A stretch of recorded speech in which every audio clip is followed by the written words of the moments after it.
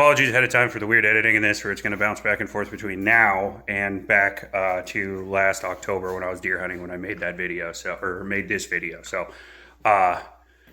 yeah, some things have changed and some of the video ended up coming out kind of crappy on that. So it'll be a little collaboration between myself and myself, like whatever, 8 months ago or whatever it was. Well, I am out in the coastal range and it just started absolutely pouring, raining on me. So yeah, I am made this little makeshift blind. I don't think anything can hear me more than 10 feet away with how hard the rain's coming down, so I figured I would make a little weird video because I decided to make a cup of coffee. Now, this doesn't really have anything to do with shooting or whatever. It's just more of a backcountry, in the field, I don't know, coffee video, because I drink a lot of coffee, and figured I should just, I don't know, I haven't seen anybody else do their stove setup like this, so I kind of want to do, show what I do, and you guys might find it interesting. Okay, so what we got here, which I had to do it in modern because I added this windscreen, which weighs nothing. It was like, I think $15 or something off Amazon, titanium. It weighs as much as the footsteps of a cat. I really like this thing, so that's why I had to update this part of it. Then we just have the BRS stove. This is a leftover tripod from an old jet boil I used to have, and then just this standard beat up Firemaple and the gas can. So this dirty little thing is my entire stove setup. It is the Firemaple cup off Amazon. I want to say it was like $25 or something. It's similar to the jet boils and whatnot, how it has these on the bottom to make it heat up super fast, but it has this like Mercedes shaped cuts in the bottom so it could sit on more different types of normal stoves. The issue is that most stoves don't actually point into the center. They're like offset or something, or they have 4 supports. They don't have 3 that just point perpendicular to each other in that, like, into a central apex. So I got a little creative, and I'm pretty happy with my solution. Now, the BRS stove doesn't actually fit that Firemaple setup, but if you haven't used these before, they're incredibly cheap. They're like also under 30, I think they're like $20, $15 or something on Amazon.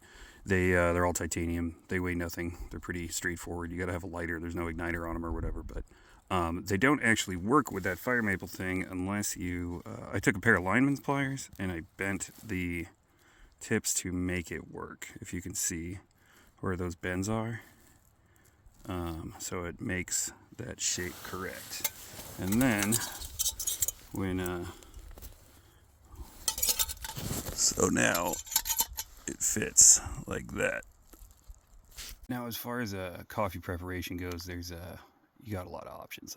I've ran multiple French presses over the years. I had the X press for a whole bunch of years, and then I think it got stolen or something. I think one of my old roommates might have taken it when he moved out. And then I ran this big plastic one they sell at REI that I broke the handle of and yeeted off a cliff on accident. That's a long story. And then I ran the Snow Peak one for a long time, but it was too small for 2 cups of coffee, and so you only had to make coffee for yourself with it. Anyways, the list goes on. I ran an AeroPress for a while, a couple different things, a drip over, and then the last thing was that really tiny ultralight drip over that's like a spring, so it collapses down. And I finally kind of settled on something that or 2 different options that I like, and the first one is just Starbucks instant coffee. And I would never think that I would be defending instant coffee after being kind of a coffee snob when I was younger, and then now I just don't care.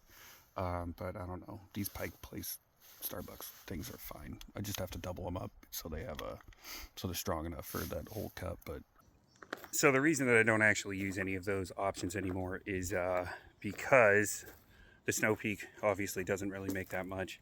The plastic one, they break real easy. The Express was my favorite. It makes a whole quart of coffee, and it was still stainless steel, and you could just throw it over a fire and stuff. The thing was so beefy.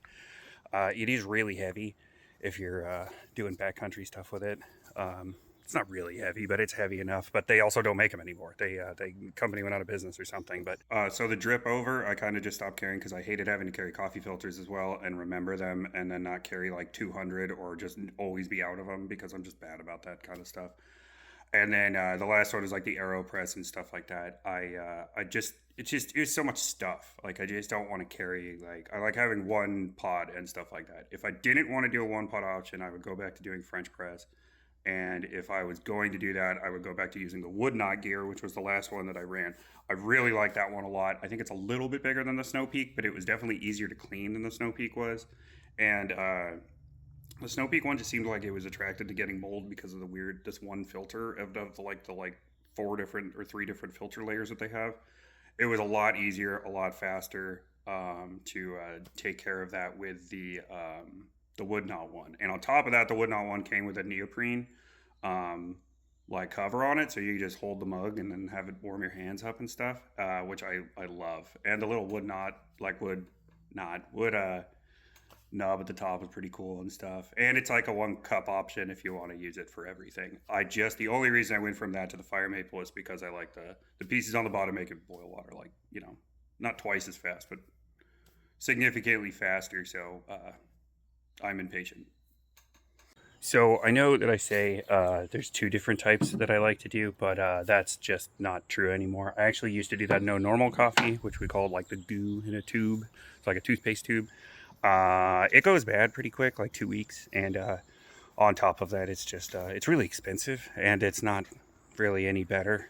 Like not better enough to have it matter, in my opinion. I'm also like pretty utilitarian with my coffee, so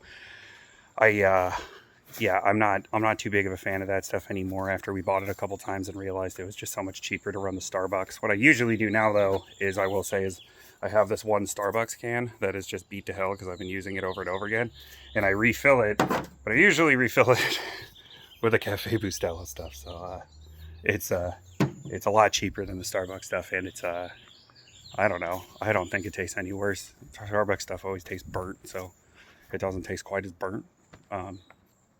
Works for me, but I'm a trashy idiot. So I guess final remarks are, I mean, if you got your way of doing coffee, like go for it. If you like doing the French press thing or the cowboy coffee, AeroPress, drip over, whatever, and you actually want to use real coffee instead of goo or powder. But I just like doing it this way because it's so damn easy. The other thing that I will say about this Firemaple thing too, I forgot to mention, is you can get, you know, well over 2 cups. I think it's like 3.5 or 4 cups out of this thing. So it's a tiny bit smaller, I think, than the standard size Jetboil, but it can fill up a Mountain House or any other dehydrated meals that I've ever had just fine. Because I don't think I've ever seen one that's over like 4 cups. So I don't know. It's smaller and it's a lighter setup in your pack, and it all is contained in one. So that's what it is like all set up. And let's just check weight real quick. Without a canister, 9 ounces.